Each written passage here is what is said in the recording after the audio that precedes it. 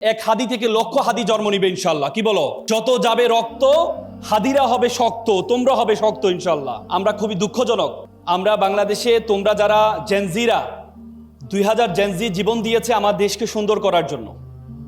আমাদের দেশের যে সংস্কৃতি এত বছর ধরে তৈরি হয়েছে সেই সংস্কৃতিকে পরিবর্তন করার জন্য জেনজিরা তাদের তাজা রক্তটুকু বিলীন করে দিয়েছে। একসময় তোমাদেরকে আমরা ফার্মের মুরগি বলতাম যে তারা পাবজি খেলে, তারা বিভিন্ন গেম খেলে, তাদের দিয়ে কিছুই হবে না। সে জেনজিরা আমাদের 17-18 বছরের যে জঞ্জাল, সে জঞ্জাল থেকে মুক্ত করে যে জেনজিরা স্লোগান দিয়েছে, বুকের মধ্যে অনেক ঝড়, বুক পেতেছি গুলি কর, সেই জেনজিদের কারণেই আমরা এই সুন্দর দেশ পেয়েছি।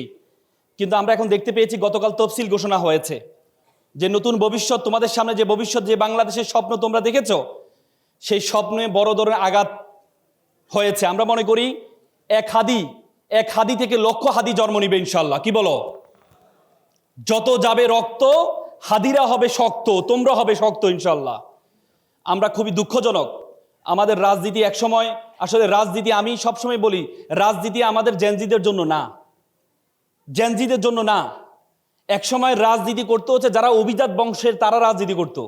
আর এখন আমরা দেখতে পাই যাদের কোনো পেশা নেই, যাদের কোনো কাজ কাম নেই, যারা সন্ত্রাসী, যাদের কোনো টাকা পয়সা নেই, যাদের কোনো পড়াশোনা নেই, তারা রাজনীতিতে আসে।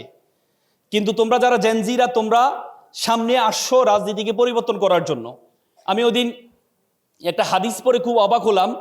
আল্লাহ রাসূলের ওফাতের সময়, আল্লাহ রাসূল যখন মারা যাবে, সে সময় একজন, আল্লাহ রাসূল মসজিদে বসে আছেন, তখন একজন সাদা কাপড় পরা একজন ব্যক্তি আসলেন। ব্যক্তি এসে আল্লাহ রাসূলের হাঁটুর সাথে হাঁটু বসলেন।